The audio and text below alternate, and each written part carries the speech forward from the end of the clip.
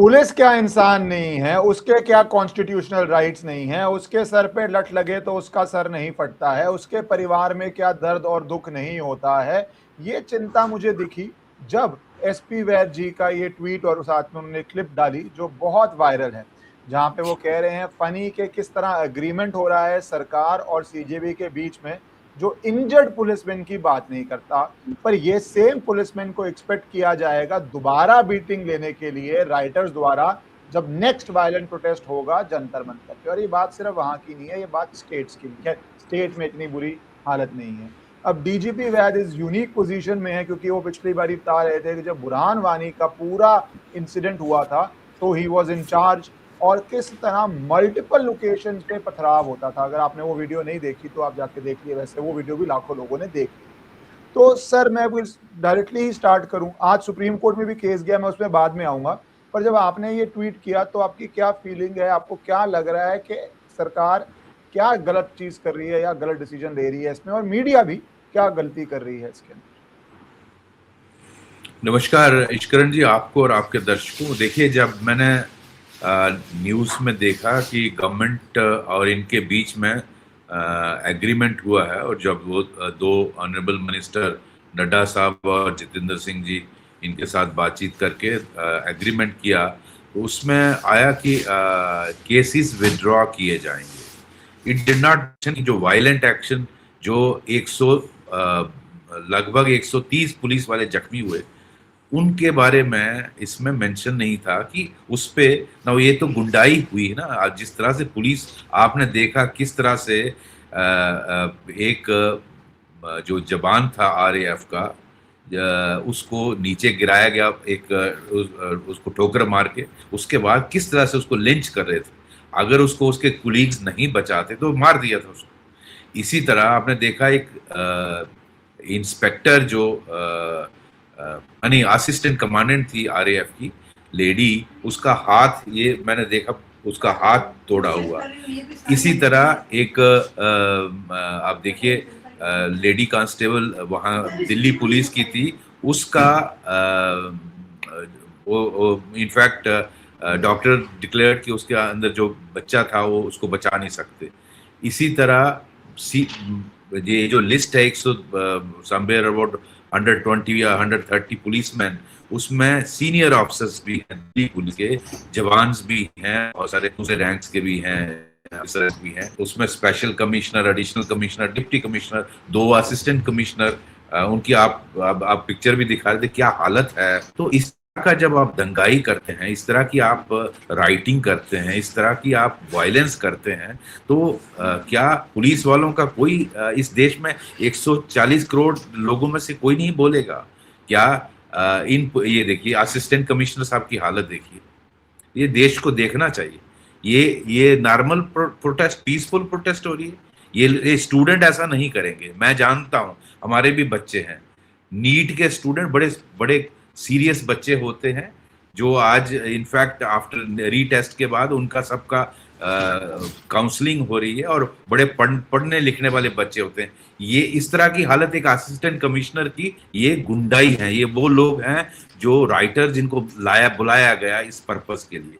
तो ये क्या आपके देश के बच्चे नहीं हैं? इनके माँ बाप नहीं हैं? इनके अंदर वर्दी के नीचे इनको भी दर्द होती है, इनका भी हार्ट बीट करता है। इनकी आपने इतनी बुरी हालत की, इतने लोगों को जख्मी किया, इतने लोगों के सर फाड़े पत्थरबाजी करके, इतनी पब्लिक प्रॉपर्टी तोड़ी, मीडिया वालों को मैन हैंडल किया और उनको मारपीट की, तो इसका कोई अकाउंटेबिलिटी नहीं होगी। तो मैं इसलिए ट्वीट किया था कि it affects the moral of the police. After all uniform forces में मोरल बहुत इंपॉर्टेंट होता है। Tomorrow this is not the last ये जो एजिटेशन हुई है, कल को यही लोग कोई और मुद्दा लेके आएंगे, तो you expect the very same police to control them. और आप जस्ट इमेजिन करिए, जिस तरह से अगर वाशिंगटन में डीसी में हुआ था, आपको याद है जब वो कैपिटल हिल में लोग घुस गए थे, अगर हमारे पार्लियामेंट में इस तरह से घुस जाते ये दंगाई, तो क्या हालत होती? राहुल गांधी जो इतना शोर मचा रहे हैं, उनकी और उनकी बहन की क्या हालत होती वहां पार्लियामेंट में अगर एक घुसे? तो पुलिस की तो ये हालत है, you do you are damned. If you don't do you are damned. तो आप करेगा क्या भाई पुलिस वाला भाई, वो भी तो इंसान है। अगर आप इस तरह से उस पर पत्थरबाजी और वो गुंडागर्दी करोगे तो वो क्या उसको इनको रोकना है, नहीं रोकेगा तो आप सस्पेंड कर दोगे, डिसमिस कर दोगे सर्विस से। तो एज पर लॉ ही is mandated to stop this, ताकि ये लोग पार्लियामेंट हाउस में ना घुस जाए। तो इस तरह की स्थिति में आपको इसलिए मैं डिस्टर्ब हो गए, वो देखा कि government has order withdrawal of. बाद में वैसे कुछ मैंने देखा, कुछ लोगों ने कहा कि जो स्टूडेंट्स, देखिए we have all sympathies for the students. तो जहां तक जेन्युइन बच्चों का सवाल है, no sensible person would like कि उनका रिकॉर्ड खराब हो, उनकी सर्विस की दिक्कतें हो जाती हैं, पासपोर्ट वेरिफिकेशन दिक्कतें होती है। लेकिन जो दंगाई हैं, जो जिस तरह इतनी वायलेंस की, they should not go scot free. You are starting a very bad trend. Tomorrow it will affect, मतलब then you are encouraging such writers. क्या आप पूरे देश में ऐसे हालात, अराजकता चाहते हैं, बांग्लादेश जैसे और वहां जैसे नेपाल और श्रीलंका जैसे हालात चाहते हैं? इस में हमें बड़ा केयरफुल रहना चाहिए। मुझे लगता है ऐसे लोगों के खिलाफ केसेस को विड्रॉ नहीं करना चाहिए, ये मेरा व्यू है। क्योंकि मैंने इस तरह की बहुत वायलेंस देखी है, कई गुना ज्यादा है जो आपने दिल्ली में देखा इस में हुई थी आप बुरहान वानी के बाद। तो इनफैक्ट वहाँ तो एक दिन में 50-60 जगह पर पत्थरबाजी होती थी, हजार का हजूम होता था। सर उसके अंदर अगर आप बोलें कि जब बुरहान वानी का समय था तब तो उसको एकदम से हीरो बना दिया गया था। हीरो बना के जनता सड़कों पे आ जाती है, आप बोल रहे हैं 50 जगहों पे हजारों का हजूम आ रहा है। तो ये तो उससे बहुत छोटी प्रॉब्लम थी, that was a much manifold bigger problem, क्योंकि मल्टीपल लोकेशंस थी। यहाँ तो एक ही दिल्ली में हम रहते हैं सर, उस 1-2 किलोमीटर के रेडियस के बाहर तो पता भी नहीं चल रहा था आपको प्रोटेस्ट है। So it is not like, क्योंकि मीडिया कई बार इतना बड़ा बना देती है, तो एक defined location, defined region, defined लोग तो कंट्रोल करना बहुत इजी है। पर फिर भी सर क्यों नहीं हो पाया, क्या कुछ गलती रहेगी? और आज सुप्रीम कोर्ट में केस गया, मैं उस पर आऊंगा, तो सर क्या प्रॉब्लम रहेगी कि जो ये नहीं हो पाया कंट्रोल? देखिए ऐसा है, मेरा ये व्यू है कि रेगुलेशन होनी चाहिए थी क्राउड की, एंट्री लिमिटेड होनी चाहिए, एरिया जो है वो पूरा फेंस्ड होना चाहिए। तो उसको ये नहीं कि जो यहाँ से आना चाहे अंदर घुस जाए और मॉब इकट्ठा होता जाए। तो इसको रेगुलेट होना चाहिए था। अंदर खाने आ रहे हैं वो चेक होके आना चाहिए था, ताकि अरे अच्छा जो वो है तमाशबीन है वो अंदर नहीं आने चाहिए थे। बहुत सारे तो तमाशबीन बन के आते हैं। तो क्यों जो लोग प्रोटेस्ट करने आ रहे थे वो चेक होके आने चाहिए। तो इसलिए मुझे लगता है एक लिमिटेड एरिया था जिसको पूरा बैरिकेडिंग होनी चाहिए थी, और उसकी एंट्रीज 1 या 2 से ज्यादा नहीं होनी चाहिए थी। और इस तरह का ये बिल्टअप हो रहा था पिछले, आपने देखा पहले तो इनको कोई रिस्पांस ही नहीं मिला, मेरे ख्याल महीना एक बैठे रहे, उसमें कोई रिस्पांस नहीं था। लेकिन चूंकि 20 तारीख को वहां पार्लियामेंट का सेशन भी था, सब पॉलिटिशियन आने लगे, सेलिब्रिटीज आने लगे, उनके लोग पॉलिटिकल लोग आने लगे, और उससे सोशल मीडिया का इस्तेमाल हो रहा था बहुत, किसका इकट्ठे हुई, आपने देखा किस तरह के वीडियोस आ रहे हैं कि आप आइए यहाँ। पहले तो बहुत फ्रस्ट्रेटेड थे, पहले 20-25 दिन की कुछ रिस्पांस ही नहीं हो रहा है।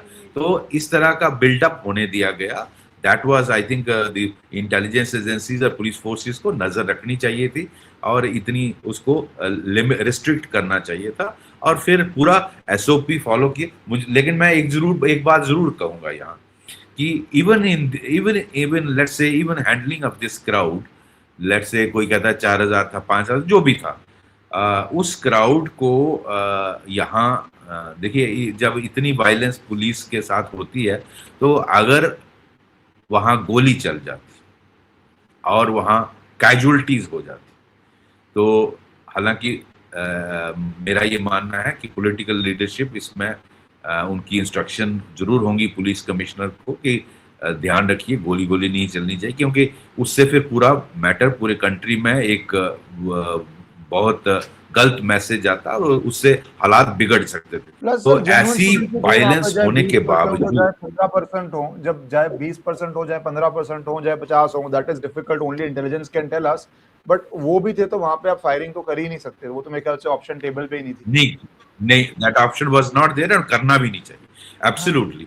बट मैं ये कह रहा हूं कि फिर भी नो लाइफ इज लॉस्ट, कोई पुलिस वाला भी नहीं मरा, कोई हम्म। जो प्रोटेस्टर था वो भी डेथ नहीं हुई। तो ये बहुत बड़ी, मैं समझता हूँ फिर भी you can give a credit कि एक जो जिस तरह की वायलेंस हुई उसके मुताबिक हाल इसको अच्छी तरह से हैंडल किया गया। अगर कैजुअलिटीज हो जाती फिर बहुत हम्म। बिगड़ सकता था। तो इतनी वायलेंस होने के बाद कोई अगर सर फिरा होता, गोली चला देता, तो बहुत गड़बड़ हो जाती। तो मुझे लगता है ये उस लिहाज से आपको कॉम्प्लीमेंट करना चाहिए पुलिस कमिश्नर को और उनकी टीम को कि एक तरीके से उसको हैंडल किया गया। वरना when you are getting hit you can lose mental balance and fire also. तो वो नहीं हुआ, बड़ी अच्छी बात है। तो इस तरह आपने देखा जो दिल्ली पुलिस ने वहां ऐप लगाया था जो फेशियल रिकग्निशन। तो सर आज जैसे आप बोल रहे हैं, आज सुप्रीम कोर्ट में भी व्हाट केस गया, हैपेंड और in Supreme Court today, there was a sir hearing, yes. मैं दोनों स्क्रीनशॉट जा रहा हूँ ब्रीफ में कि सुप्रीम कोर्ट की ऑब्जर्वेशंस हैं, अभी ऑर्डर तो आया नहीं क्योंकि बहुत सारी पिटीशनें थी, उनको क्लब करके बोला सभी सुनेंगे, दोनों साइड से थी। तो पीसफुल प्रोटेस्ट कॉन्स्टिट्यूशनली प्रोटेक्टेड है, सिर्फ एजिटेशन के ऊपर आप लाठीचार्ज नहीं कर सकते, ये एक ओरल ऑब्जर्वेशन आई। और दूसरी सर ये आई जो इम्पोर्टेंट है कि जो पुलिस वालों की फैमिली के लिए भी काउंसल्स पहुंचे, जैसे मैंने शुरू में बोला पुलिस वाले की फैमिली नहीं है, तो कोर्ट ने अलाउ किया है वो भी पार्टिसिपेट करेंगे प्रोसीडिंग में। सर दोनों साइड्स को अलाउ किया, क्योंकि इनिशियली प्रोटेस्टर्स के बिहाफ पे सर आई थी पिटीशंस, तो अब पुलिस के बिहाफ पे भी आई हैं। जस्टिस बागची ने ओरली ऑब्जर्व किया कि इंजरी हो वो इंडिविजुअल को हो या पुलिसमैन को हो, वो दोनों इक्वल कंसर्न की है।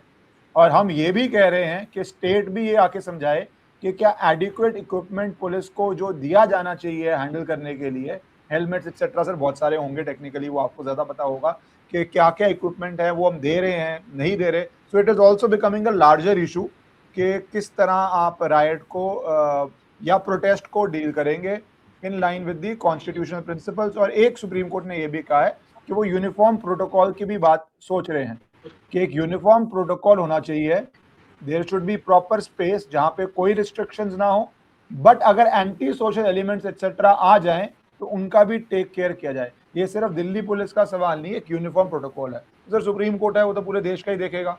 तो ब्रॉडली सर ऑब्जर्वेशंस हैं, yes, it's not an order, वो तो पिटीशंस होंगी।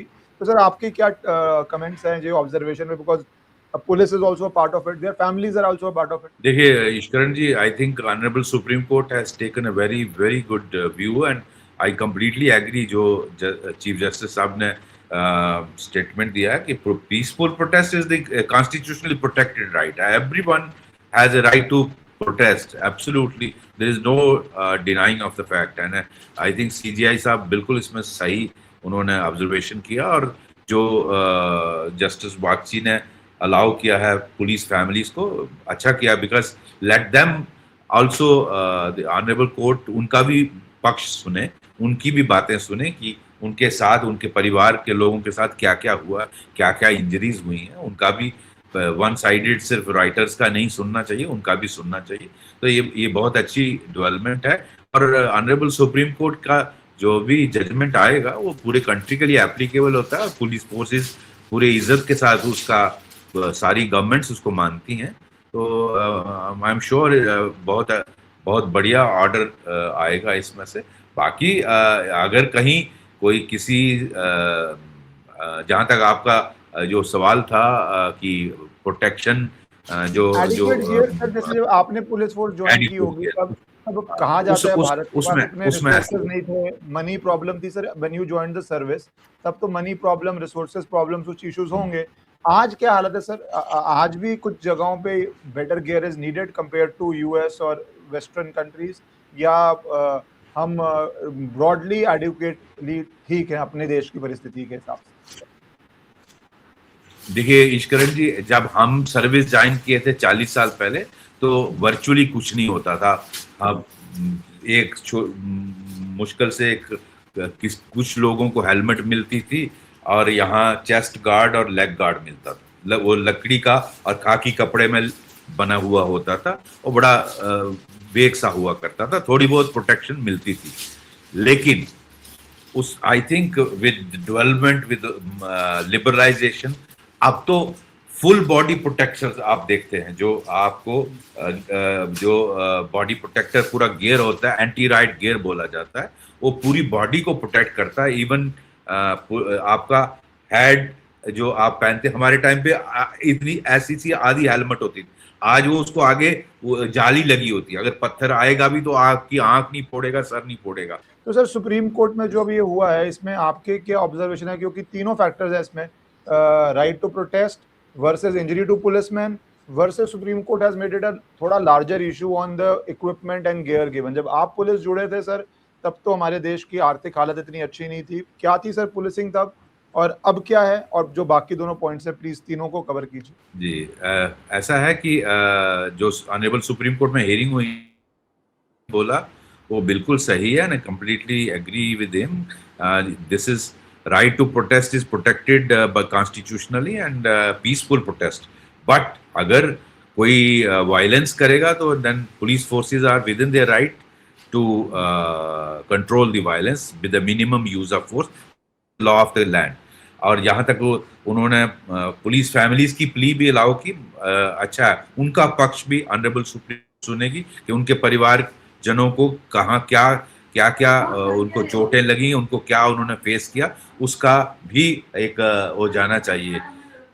ये बहुत जरूरी है। दूसरा वो जो है क्या नाम है, जो आप बात कर रहे थे जो इक्विपमेंट के बारे में, जब हम सर्विस ज्वाइन किए थे उन दिनों बेयर मिनिमम चीजें होती थी। एक आधी सी हेलमेट आपने देखी होगी, स्टील की बनी होती थी, और यहाँ खाकी कपड़े में वो उसकी आई थिंक वुड के वो बने होते थे, जो आपकी चेस्ट को और शीन को, ये जो लेग घुटने से नीचे के लिए प्रोटेक्शन होती थी, क्योंकि सबसे ज्यादा चोट या तो सर में, आंख में, फेस पे या टांगों पे लगती थी। तो उतना बेयर मिनिमम होता था, वो भी सबके लिए इशू करने लायक नहीं हुआ करता था, इतना होता नहीं था।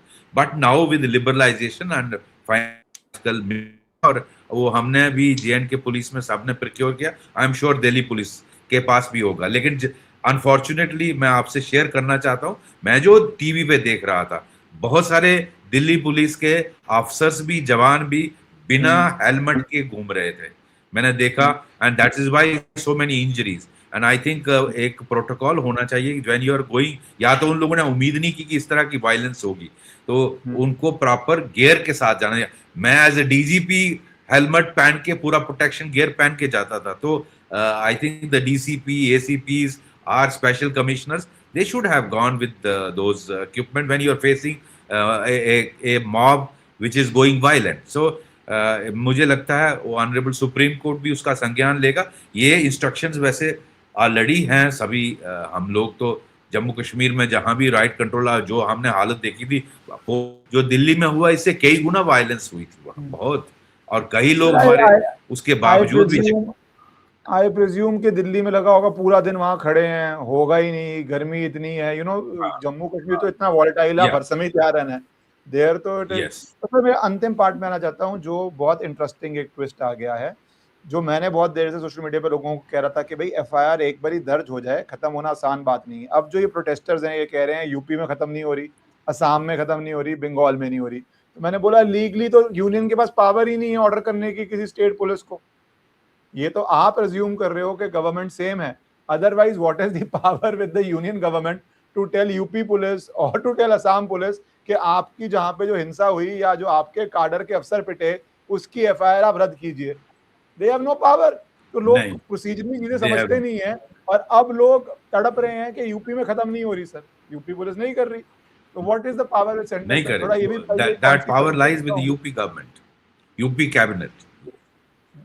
तो सर वो सड़क पे जो प्रोटेस्ट कर रहे थे, अब उनको कॉन्सिक्वेंसेस जो ये वायलेंस के समझ आ रहे हैं। तो सर और अब वो बोल रहे हैं कि सेंटर नहीं कर रही तो हम दोबारा प्रोटेस्ट करेंगे। बट एज ऑफ नाउ जो ये प्रोटेस्ट कर रहे हैं कि FIR स्टेट्स में खत्म नहीं हो रही, दिल्ली में भी हो रही है। तो सर थोड़ा लीगली बता दीजिए कि क्या सेंटर के पास पावर को भी लेके और कॉन्सिक्वेंसेस क्या है? क्योंकि मुझे एक BJP का वर्कर कह रहा था, बोला भाई हमने भी आंदोलन किए थे, ये बीजेपी का वर्कर बोल रहा है, बोलता अब सरकार भी आ गई, बोलता केस विड्रॉ नहीं हुआ 8-8 साल हो गए, क्योंकि केस विड्रॉ करना कोई इतना सरल काम नहीं है कि हाँ भैया मूड किया तो केस विड्रॉ कर लिया, क्लोजर रिपोर्ट जाएगी, कोर्ट में चैलेंज होगी।